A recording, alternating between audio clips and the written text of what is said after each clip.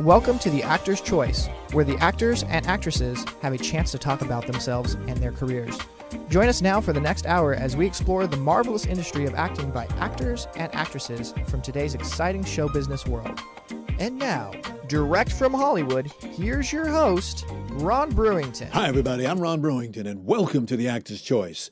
Brought to you by Photography is an Art, Harvey Brandman, Master Photographer. Located at 1307 North San Fernando Boulevard, Burbank, California. Attorney Larry Buford's book To the Future, Time Travel, Message in a Capsule, State Farm agent Carla Green, and veteran actor Rob Brownstein's Actor Training School and Actor Space. Roll it.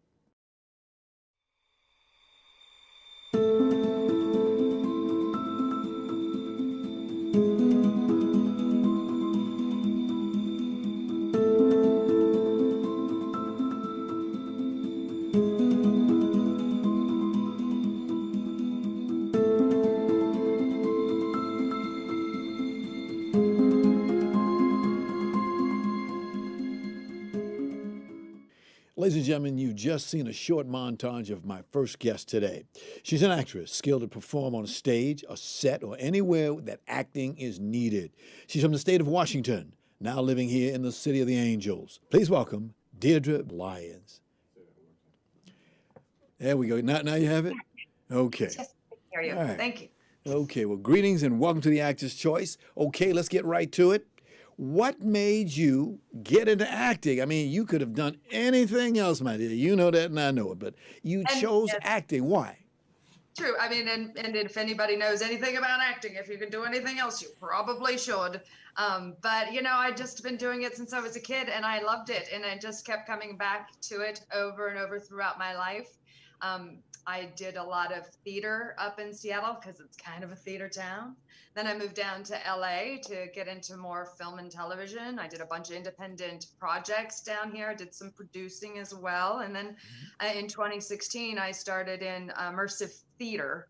And that's a lot of the things that you just saw in that little montage there was my immersive theater work since 2016. All right. You've been a busy lady.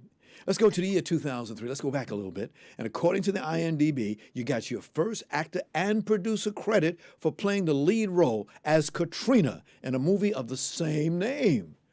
Yes. Well, that was a learning experience. It was a great little short film that we did. My husband and I, we both produced it. Our neighbor wrote it and directed it. It was a little like Melrose Place here at our Whitworth household in our Whitworth complex here. And we all just sort of got along together. We were all artists together. And so we created this little project and sent it out into the world to film festivals and got to travel some. It was really lovely. Excellent. Let's jump 4 years ahead. And there you are playing a nurse in a short film thriller called Torture Room. Yes. Well, that is actually a feature film by a gentleman named Eric, Master of Horror, Eric Forsberg. There it is. I'd done a previous feature with him as well, called, it was originally called Liebentod, and then turned into Night of the Living Dead. Wow. So a couple of fun horror films there. Wow. Indeed. Katrina. Okay. In 2009, you and a fellow by the name of George S. Botchko, not Botchko, Butchko. Yes, right. Worked on an Iwo Jima documentary. Yes. Well, it was actually my husband's sort of passion project. My husband, Stephen Butchko, and he wanted to do a documentary about his uncle who was was one of the, the nurses, they have a different word for him, but it was on that particular island during the war. And he felt like a lot of the veterans were passing, and he wanted to make sure that he documented his story before he did so. And so he made the documentary. I helped him with it, and we did it together. And then he sent it out into the film festival world as well. Wow. Well, thank you. I'm a retired Navy man myself. We thank you for people doing things like that. It gives very us a lot important to remember our history. Yes, remember our history. Indeed. I see that after your relocation to L.A., you and Butchko formed the T.H. Esbian Productions with Yes. with a premiere production of a dramatic work called Escher's Hands. Yes, that's correct. It was a Wow. play that we did in Hollywood. We did a little 6-week run of that. It was a learning experience, one of which is there's not a lot of people go to theater in LA like they do in Seattle. It's a little bit harder to get people to leave their homes in such a film and television town. Yeah. But we learned a lot, and it was a great experience. I wouldn't trade it. It helps me grow. It helps me know what it's like to be a producer when I'm an actor on something. And I come into a project, I know how much work has gone into it before I even auditioned, before I even set on my foot on the stage or the set. Got you, because you stepped your foot on the stage many, many times. Yes. Indeed, indeed. We'll talk about that. Because through the years, you've had some very interesting roles. Now, here's one that you had, Good Behavior, another short film. By the way, as I was going through your resume, I noted that of the 20 credits that you've got, 11 of them are short films. Is there something about short films that you like?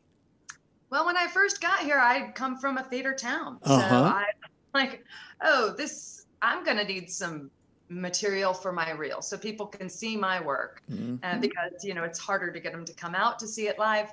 I thought, well, I'll do a bunch of short films, then I'll have some material to put up on my Actors Access, on, my personal, promotional websites, that kind of thing. So I ended up doing quite a few of those, and it was like a lot of fun. Yeah. You don't do anything different from a short film than you would for a feature. Exactly. Just shorter or longer. Right. Because as you know, a lot of actors, they use those short films to break up time so they can go do some stage work. Yes. Yes, indeed. Yes. Speaking of stage work, just take a moment here. I have a bone to pick with some actors and actresses. We see them here in LA. They come here and with illusions of grandeur. We don't know what they want to be, but they don't want to get up on that stage. That's my biggest bite. I get real mad with them. They come here, I want TV, I want big screen. What about that big stage over there? Like the Pantages, No, it's true. And it's a little scary to get up on stage and do something live, like what we're doing right here. Like maybe my cat's going to interrupt us, or maybe I'm accidentally going to hit my stand here and the whole thing's, there is a kinetic energy involved in doing something live and doing theater live. But what you miss if you don't do it is that feedback you get from the audience, that absolute pure energy exchange between the actor and the audience. So if you haven't done some theater, it's really great. So give it a try. I keep telling them that's my message. Give it a try. Just try it. Don't get mad. Go out there and try it one time. Like you say, when you stand in front of a crowd of people, the grease paint, the thrill of the road, all those different things, you feel that while you're up there doing that work. Wow. Okay, a second role that you did was a TV miniseries called The Willows. Roll it, Tony. Yes. The Willows. So as I was mentioning in 2016, I got, you're going to play it.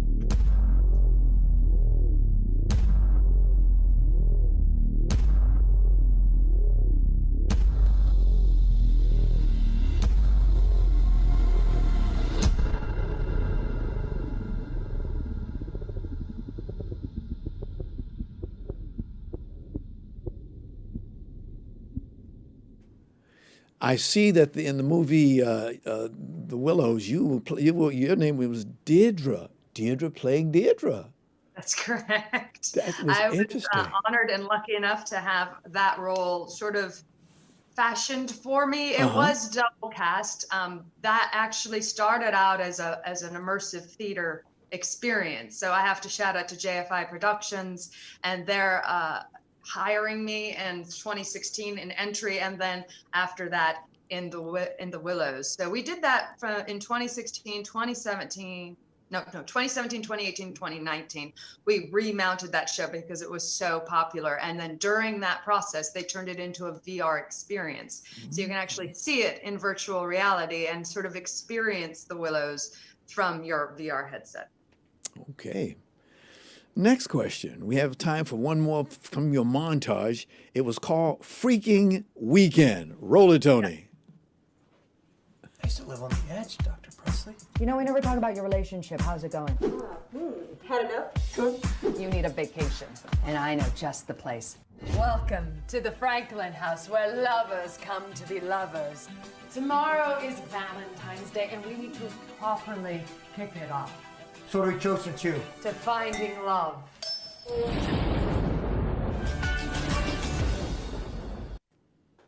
So what'd you think of Freaking Weekend? It was also a lot of fun. That one being a comedy. So both of those movies are in virtual reality. You can see them in a virtual reality headset. And what's fun about that is it's a little bit of the old choose your own adventure kind of formats. So you'll watch the film and then at a certain point it'll stop and then you get to choose what you want to do. So like, let's say Deirdre comes out of the kitchen and says, oh my goodness, I could really use your help.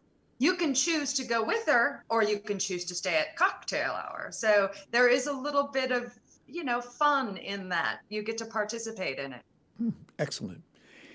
Ladies and gentlemen, this lady came here for a very special reason today. We were just trying to let you see some of the work that she's done in her past, because she's doing a program right now, a very special project that she's now engaged in called The Under Presents Tempest.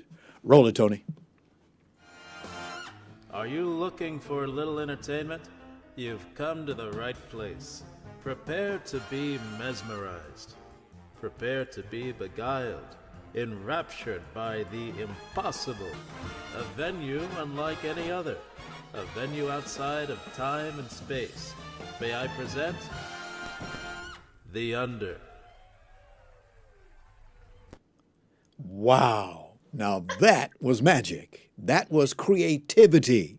That was VR. Would you please give us a synopsis of what we just saw? Okay, well, so this sort of all grew out of a company called Tender Claws that has a sort of a studio where they created virtual reality, which was a game you could go on and play in headset. And this is back when VR was kind of new, and they were like, no funny in VR. This is a very serious platform. We've got, first shooter games and we've got, and then they came along and they did this really silly and fun game and everybody loved it. And so their second production was The Under Presents, because Samantha, one of the co-owners of the studio, wanted to explore live actors in VR. So not only are you going in to experience this world, you're running into live characters while you're in there randomly. So what you just showed was a clip of The Under Presents, which is where it's all started. So there's sort of a loop of a stage where they're dancing, and that's sort of pre-recorded, done by Piehole. And then there's, me and a bunch of other actors who come in and do these sort of random, like, improv devised theater experiences. We have different characters. Like, one of my characters is Annie the anarchist and I'm a cat. One of my other characters is Francine and she's a skeleton. Sometimes I play Amelia Earhart as a skeleton as well, or Theodora the thespian, and we do Shakespeare on stage. But it's all sort of a way for the people who are in the under to experience what it's like to have live people all of a sudden show up and engage them in an activity. So it's people, it's not a cartoon. Right. It is. The world looks kind of cartoonish, but, with your VR headset and with your controllers, you're actually moving and interacting and talking directly to the audience members in there. Okay. You mentioned the name Samantha. Is she part of The Under? She is. So The Under Presents is one of the products of Tender Claws, the name of the studio that put it out.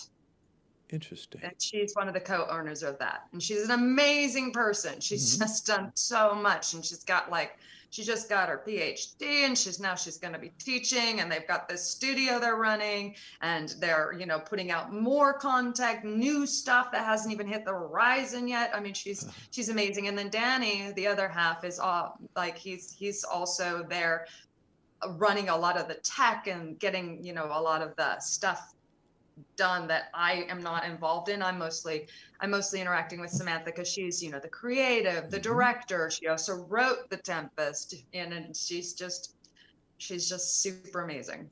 I mean, we're talking about stills, we're talking about talkies, we're talking about, all the way back there. And look at us now. Look at us now.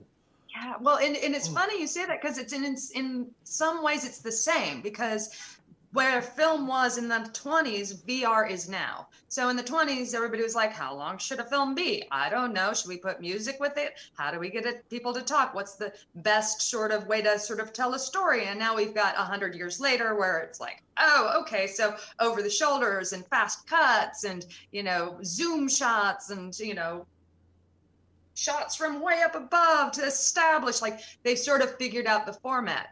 So VR is sort of in that same place as film was in the 20s, where everybody's like, well, what do we do with this thing?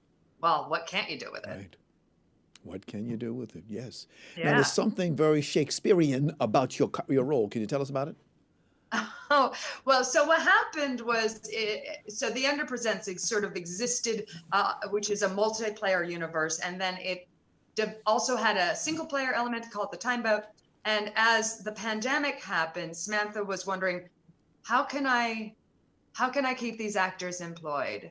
And so she created the Underpresents Tempest and added to the Underpresents a theater called the Decameron. And you can go to that theater, you can buy a ticket, and at a certain time, whenever you've purchased your ticket you'll find yourself transported into the theater of a lobby of a theater, and then at the appointed time, your show will start. And all of a sudden, you're transported to a fire pit in the Hollywood Hills, and you learn that this actor, me or one of the other actors, the other 10 actors, will tell you how they, they're sort of stuck at home, and they all their productions have closed, all their theaters have closed, and they need to rehearse for the Tempest because it's the one thing that hasn't actually canceled yet. And so the Prospero or Prospera engages all of the audience into helping her explore and rehearse the Tempest. Now, it's about a 40-minute show, and the actors that play it sort of do it sort of like a one-person show, but we transport from location to location, and we also engage the audience members in the show. Okay. Now, you said actors, the exact numbers, there are 11 other actors besides yourself?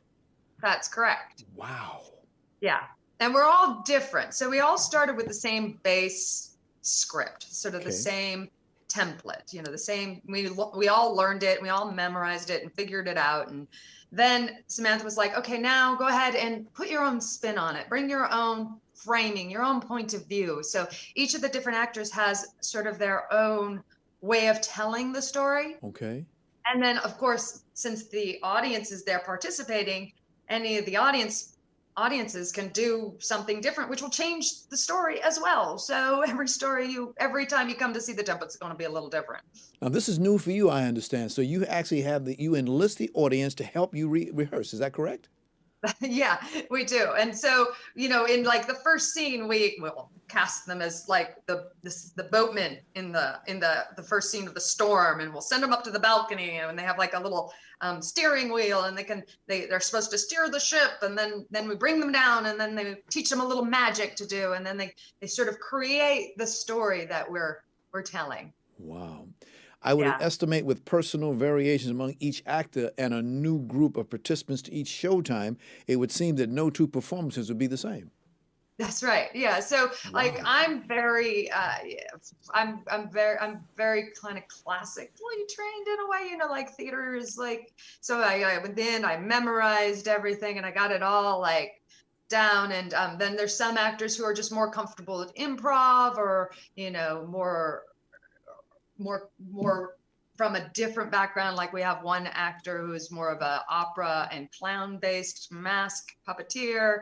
We have one actor who's got, just a sort of a dry sense of humor, and he's very funny. And my other friend, she's very contemplative, and then her performance is very thoughtful.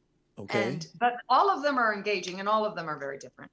Okay, now tell us about the schedule. You're what, 4 times a day or something like that? Please tell us. Yeah, it's kind of nuts. So the show runs 7 days a week. So on Monday through Friday, it runs at 4, This is all Pacific Standard Time, but the Oculus headset will adjust for your time zones. Or so 4 o'clock, 5 o'clock, 6 o'clock, and 7 o'clock. And then on the weekends, it's 11, 12, 1, and 2.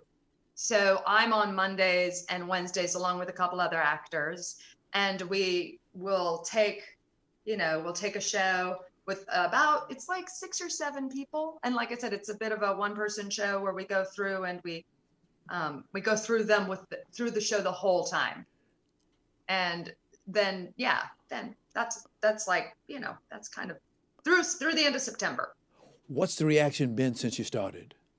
Oh man, the audience, they love it. A lot of them have never experienced anything like this before. So they're a bit stunned at what we're able to accomplish and what we're able to do, melding theater and VR. And it's magical because it kind of creates the suspension of disbelief by itself. You put on that headset, you look all the way around you, up, down, all the way, anywhere you look, it's a different world. And so you are in a world that it exists, but it doesn't. And so there is this sort of suspension of disbelief that happens just by putting on the headset. And then all of a sudden you've got somebody talking to you and engaging with you in this magical world, and you get lost in it. Wow. Again, how to get tickets, how much do they cost, what's the required headphones, all that information. Can you tell us again? Sure. So you have to have, for the Underpresents Tempest, you have to have the Oculus Rift or the Oculus Quest. For the Underpresents, you can have some other ones because it is also on Steam VR. And if you buy a ticket to the Underpresents Tempest, the ticket is $14.99, but it also gives you access to the multiplayer universe of the Underpresents.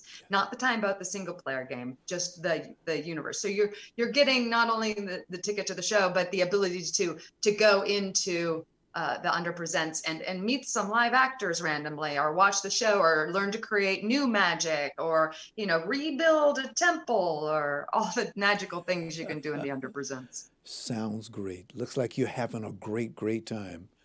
Yes. Definitely. By the way, how long does the performance last? It's about 40 minutes. No, man, the run. How long is the September. run going to be until? Till the end of September. End of September. Now, I tend to go a little long on my performances. I usually go about 45 to 50 minutes. Ooh, that's a treat. I'm having so much fun. Yeah. But we're supposed to be at 40. Outstanding. Well, listen, I want to really appreciate you being here today. Thank you very much. Thank that marvelous publicist that you have, Lucy Pollock. Thank you. It's amazing. And thank you for all of these amazing shows that you do weekly. It is so hard to do something so consistently for so long. As I was telling you earlier, a lot of Hollywood marriages don't last as long as your show has been up easily. So congratulations. I call it something to do, just something to do. I have fun. But thank you. It's And meet beautiful. people like yourself. Thanks for having That's me on. the joy. I'm honored. Thank you. This is The Actor's Choice. I'm your host, Ron Brewington. The studio of Harvey Brandman Photography is an Art is proud to offer you a $100 discount off any photo package valued at $300 or more.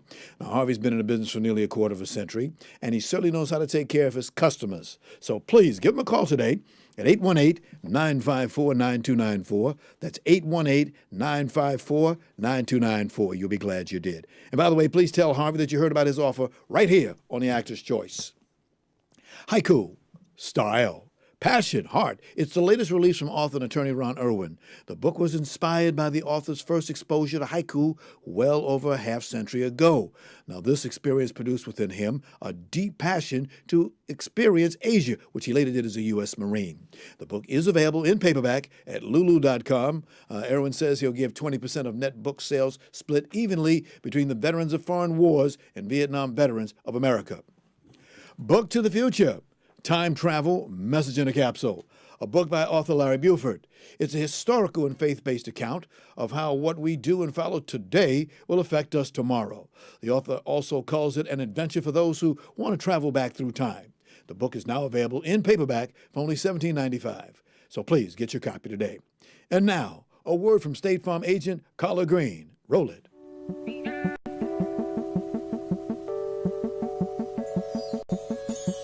Let me ask you something. What do you see when you look at your home and your car? Do you see a bundle? A combo deal? That's how other insurance companies see them. But a State Farm agent sees so much more. Because the State Farm agent sees your home and your car as more than just four walls and four wheels. They see the things you've worked really hard for. So why not give them the protection they deserve? Let me help you with that. Give me a call. State Farm agent Carla Green, 213-239-9675. I look forward to speaking with you. Thanks, Carla. And like a good neighbor, State Farm is there. For more information, call 213-239-9675. That's 213-239-9675. Attention all actors. An Actor Space provides classes and private coaching by veteran actor Rob Brownstein. An Actor Space is Thursday night classes for working actors and Tuesday night foundation and technique classes for those early career actors. The idea is to build on each actor's strengths and who you are to help refine and reimagine your acting and your career. For more information, contact class@robbrownstein.com. That's class@ronbrownstein.com, or just give him a call at 323-646-1268. That's 323-646-1268. And finally, if you have a product, a service, or an upcoming event that you'd like to see advertised on this program, and you don't, please call 323-533-1036. That number again, 323-533-1036. Our prices are very affordable. Thank you. This is the Actor's Choice. I'm your host, Ron Brewington. Now, my next guest today is a graduate of the University of Southern California's Master of Professional Writing program. He's written 5 feature films and has produced 3 feature films. Most recently, he wrote and produced a feature called Last Girl, which is in post-productions. Ladies and gentlemen, please give a warm welcome to writer, director, and producer, Koji Stephen Sakai. Koji, welcome to the Actor's Choice. Greetings. Hi, how are you? Thank you. I see you were trying to call me a moment ago, but we connected. Yes, thank you so very, very, very much. Thank you. People don't understand how we do this. It's the world of technology, indeed. Yeah, sorry, I was trying to get on. Now, in my research of you, I see that Yigga was the first short film you produced, wrote, and directed in 2006. What was it like working on that project as you got into it? It was really interesting because it was the first time I really felt like first project I worked on. So it was the first time I felt like I was doing something with my major in terms of getting it written and doing all of it. And it was a really good opportunity. I got a fellowship from a place called Visual Communications, and they paid the fees to me. Okay. A little knocked over the microphone there, getting a little sloppy there. Got to check yourself, Ron. How did you get into this business, Koji? Well, it's so I was at USC. And I was trying to write the great American novel, but no one wanted anything to do with my writing. And I was going to quit school. And my girlfriend at the time said, you know what, you can't quit school. USC is so expensive. Why don't you take a screenwriting class? So then I took a screenwriting class and I was like, this is for me. And I learned a couple of weeks. I learned everything. And then I sold my first script over spring break. Yes. And I thought, wow, this is easy. It turned out not to be that easy, but it was easier than my other writing. So that's kind of where it all started from. Would you please go back and tell that young lady that all of us who know you and know what you're doing, thank you very much for pushing you that way. Thank you. I will. Because you had, 3 jobs on that one? You were the writer, the co-director, the co-producer. You got a lot of credits on that first film, didn't you? Well, yeah, it was only a short film, so it wasn't a lot. Everyone had to do a lot of things. God, you really got it together. Definitely. Then, as I read your bio, you have been very busy cranking out films and TV shows with great variety. Back in 2006, you wrote a horror thriller called Death Ride. Remember that? Yeah, it was a really long time ago. It came out through Lionsgate. I co-wrote it with the director, and it was really exciting. To be a part of a project that actually got made. You know, one of the most humbling things was going on set and seeing all these people working on something that was in my brain. And that was a really humbling experience to be able to be there and to see that. Indeed, because that's the one thing that I tell people is my favorite, it's a favorite of mine, a favorite 4-letter word, and it's called idea.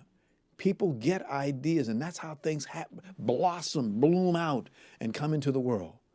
It's so well. When if you got a mind like yourself that's sharp and quick and always thinking about something, you got something going on for you. Definitely.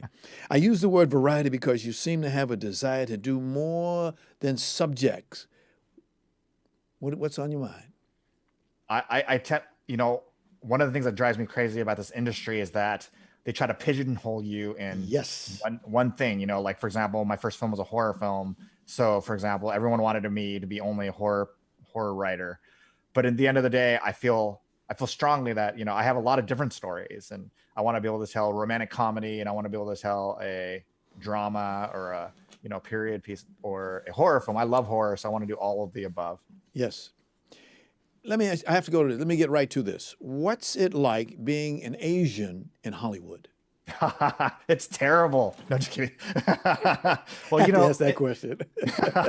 In the beginning though, it was really challenging because there's so few Asian Americans that were in Hollywood. I remember one of the first meetings I went to, and there was another Asian American in the room. And back then, it was, the other Asian American executive didn't want to be seen with me because they didn't want to be seen as the Asian,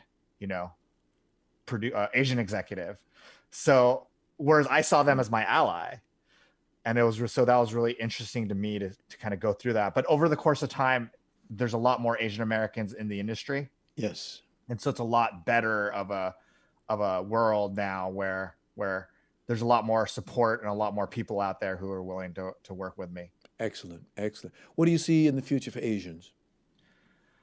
I hope there's more diversity all around. Yes. I think that's going to be, that's something that's really pushing the envelope. Like, for example, I think TV right now is very much diverse, but I don't think film is diverse at all. But I think that it's important that that the films and television reflect what America really is, right? Yes. As opposed to just seeing one type of person or one type of anything, right? Right.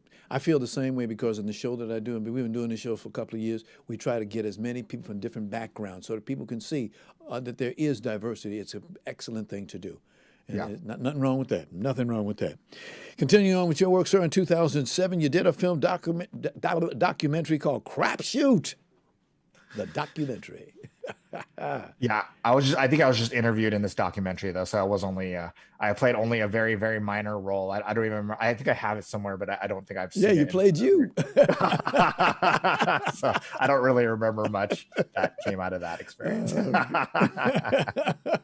Koji, you're something else. In 2012, The People That I've Slept With was another film. I was looking at that last night and wondering, should I put that on the screen? But it's a little dicey, but nice. You completed. I see that beside writing and producing the film, you were also the location manager. That was a good ride. That was a good ride, wasn't it? Well, only because I found most of the locations because they're related. Either they were my mom's house, they were my stepdad's house, they were my work. At the time, I had a day job, and I had a lot of different places that I had to hustle for. But that was probably one of the most successful films I've ever done. It was a really exciting project because to me, it was important to have Asian Americans who weren't talking about being Asian American. It just happened to be that the main characters were Asian American, which is where I think Asian Americans or just any group of people need to go instead of just talking about being whatever different. It's just being a regular human being, and I think that's what's important. Okay. Starting with the word idea, can you tell us how you prepare, develop, and produce a project? Do you have like 2 hours for this? No, just kidding. I think that the biggest thing to me is that, and what I always say to people also is that the biggest difference between a professional and an amateur is an amateur waits for inspiration. Whereas a professional, we do it every single day. So what I teach as well. So one of the things I tell my students all the time is when I open my computer, I'm inspired. When I close my computer, I cease to be inspired. I open my computer, I'm inspired. I close my computer, I cease to be inspired. And what that means also is that I don't believe in writer's block. So all these ideas, I want to always come up with. I want to treat this like a business. And people think it's crazy that you can train your brain to be that disciplined. But you can. I mean, it'd be like if I worked at McDonald's and somebody told me to flip a burger, and I said, I'm not inspired to flip burgers today, they would say I'm crazy. Right. They would say that's not possible. So I think that in the same way, I think ideas and writing and whatever else you're doing that's creative, you have to train your brain to be able to keep doing it all the time. And the other thing I'll say real quick is that you have to be a student of life, to get these ideas. Like I'm always on Facebook. I'm listening to podcasts. I'm talking to individuals. I mean, back when we could go outside, I'm talking to individuals.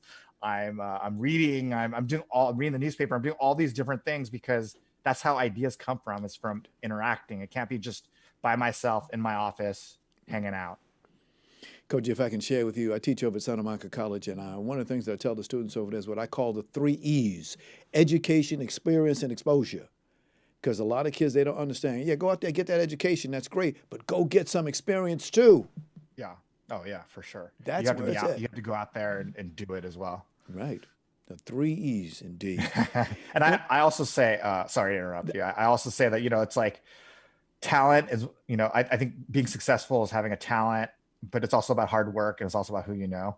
And they're all equally important. And one of the things I did learn at USC was that I wasn't the most talented writer in the world. But what I had over a lot of my classmates was I hustled more than them, and I could talk. Right. So, and I went out there and I was working, and when they were talking about writing, I was actually writing. So, that taught me right away that those are the things you need to do in order to have a successful career. Got you. We always say good reading equals good writing. Yeah. Oh, yeah. And a lot of the people who write don't read enough. So Exactly. It's something that you definitely have to do. This is a very competitive business. That's another thing people don't understand. Oh, yeah. I say it's actually harder to be a writer than an actor in Hollywood. Really? Because I'm competing against everybody who speaks English in the world, because they're all submitting scripts to Hollywood. If you're in Australia, you're trying to submit scripts to Hollywood. Whereas if you're an actor trying to be in Hollywood, you're probably somewhere in Southern California, right? Because you need to get to the auditions and all those things. But a writer doesn't need to go to those meetings. They could just submit. I mean, Clint Eastwood's movies, one of his last movies was written by a dude from Minnesota, so I'm competing against everybody. Whereas you guys, or not you guys, but actors in general are only competing against people here. So I feel even more pressured to have to fight and claw for everything I get. My goodness, we could spend a lot of time listening to you, my friend. You have a lot of good stuff there. Tell us about casting. When you're doing a movie, you're casting. How do you get your people? Well, first, let me just say this about casting. I think as a writer, as a person of color, as a writer, it is important that when I imagine a character, I try to put a race, I put who they are specifically, because in America, one of the things I found is if I close my eyes and imagine a character that I'm reading in a book, I never imagine him to look like me. I imagine him to be white, male, Protestant. Right. So it's important that I put African-American or Asian-American or Latino or something like that. So that's the first thing. Because I don't believe in this idea of open casting, because open casting just means Caucasian people to me. And so I think it's important that we put people of color in those positions if I see those people of color there. So in terms of casting, though, I think that casting is a really hard thing, because ultimately you want to find the most talented actor, but it's also it's also a business. So you need to get the most successful actor as well. So I think that there's always a push and pull about finding new talent, but also finding the talent that will help me sell my movie ultimately. Excellent. Now, we saw some bits. Let me see. We did one of the movies that I did have a chance to see from you was it was called Comedy Invasion. Okay. Tony, would you roll that, please? Popping tags, girl. Louis gave Kanye his own shoe. Would tell Louis that I'm a. Yo, you Filipino? You Filipino? I go, yeah, why? They start talking. I'm what? And it got so bad to the point where I would write my name on my homework assignments, Otsko, Kotska, and she would come over and tape over it, Stacy. Yeah, I know. And I didn't know what was happening at the time. Thank you. As a writer, talk about your favorite storytelling. I mean, like, for example, I'm a journalist. And as I tell my people, a journalist is also a writer, except that a journalist is under a deadline. Writers they're not the deadline. So how do you feel about storytelling? What stories are you looking for? That's a really great question. I'm just looking for things that inspire me. that make me want to keep writing and keep working. Especially if I'm not going to get paid for it, I want to make sure that I could fall in love with a story. You know, one of the things I tell my students, and even when I watch a movie, if I'm watching a movie and I'm telling you all the major moments of the movie, then that means that I'm not into the movie and I'm not having fun watching it. And I think that this business is about telling stories. Yes. And you should be so immersed in it that you're not worrying about everything else going on in your life. It's that 2 hours away from your life that could really transport you and make you feel better or learn something or whatever the point of the movie is. So to me, that's what storytelling is just taking us out of our lives to learn something or to be entertained. Got you. Koji, do you go to plays, movies, et cetera, et cetera? Oh yeah, I go to everything. I watch as many movies and plays and TV shows as possible. I'm constantly watching things. Right. God bless you. Bless you. I see that you have an action film out right now. It's in pre-production called The Commando. How's that coming? It's good. It's been really stressful to have to keep writing. We're on a deadline, and during this time of COVID, to be able to shoot something that is that's safe for everybody, but also to get it done in time is a very challenging process right now. Got you. Koji, you said you teach screenwriting at both UCLA Extension and the New York Film Academy in Burbank? And recently Chapman University, so now 3 places. All right. Spread the knowledge, my friend. Spread that knowledge. That UCLA Extension, I just want to give, I love that place. I went there. I got a couple of courses out there. I encourage a lot of my students to do the same thing. It's a little expensive, but that's okay, because you're meeting people who are at the top in this business right now. We call it UCLA Extension. UCLA extensions are some of my favorite students because they're very passionate and want to be there. Yeah. And if you ever notice when you come out of school, there's a guy across the street from the school. He sells submarines, some of the best submarines I've eaten. Oh, really? I will have to check it out. Yeah, check it out. And and how about the New York Film Academy here in Burbank? Yes, I teach. I've been teaching there for maybe a year. I teach screenwriting, short films, feature films, and everything in between. Okay. Busy man as you are, I understand that you are into podcasts. Yes, I do 3. I have 3 podcasts now. So yes. I do a ton of podcasts. The first one's called Best or Worst Pod. It's where we ask people about their best or worst day of their lives. The second one is called Midnight Watchers, and that's where me and my friends review midnight movies, which I think are terrible and crazy and very disturbing movies that I'd never want to watch again. And then the third one is Guy Code, and this is a personal one where I'm getting advice for my son. He's 8 years old, and he already doesn't listen to me. He thinks he knows more than me, so I'm gathering advice for my friends and me to give to him that in the future he could listen and he could hope to learn something from me. Don't all children this age do that? They all do the same thing. I get that too. I know. But you said Guy Code, right? Guy Code, yeah. Roll it, Tony. Welcome to Guy Code. Yeah. And I think the greatest thing I learned from sports is that hard work pays off. And it pays off, but not necessarily when you want it to and as soon as you want it to. Yeah. And you have to put in every day. You got to pay your dues and put the time in every day. As you know, Koji, as a writer, you have to sit at the desk and write, and you have to sit at your keyboard and type. Outstanding. That's a great show. How do people get in contact with those podcasts? How can they get in touch? They could the easiest probably way for everything is just go to my website, Koji, Koji, Steven with a V, and Sakai, Sakai.com, and all my website or all my material, all my podcasts, everything is on there. You can go from there to see me. You started an organization called Little Nalu Pictures. How they doing? We are like everyone else. We're struggling during this COVID time, but it's exciting to keep trying to make materials and trying to shoot stuff and have fun with it. Okay. People trying to get into the business, what advice would you give them, sir? Well, 2 pieces of advice that I always give people. One is that you stop talking about what you want to do and do it, because so many people, the biggest pet peeve I have is writers who talk about writing and never write. And then the second thing is to try and do everything. If you sit around and wait, because this business is so much about waiting, wait for a deal, wait for the agent, wait for the manager, wait for money, wait for everything. I hate waiting. I'm just not a person who just sits around and waits. So my thing is to do everything, try everything, do it all, give 100% to everything. And you never know what's going to happen. And actually what I found in my career, is that the projects that I'm not, the ones that I don't think are going to happen often happen, and the ones that I'm sure are going to happen never happen. So I've had to train myself to give it 100% no matter what I think the outcome of the project will eventually be. Right. What you going to do with that first $1 million that you make? I'm gonna make a movie with it. You know, that's I want to keep making movies and keep making projects and keep giving back. I think it's important that that we have projects that reflect who we are. So definitely one of my passions is making Asian American projects that have people that look like myself in it, doing regular things and not being a ninja or being a geisha or something. Gotcha. Koji, you got quite an attitude, my friend. Quite an attitude. Beautiful. Last question. What's in your future that you can talk about? What's in my future that I could talk about?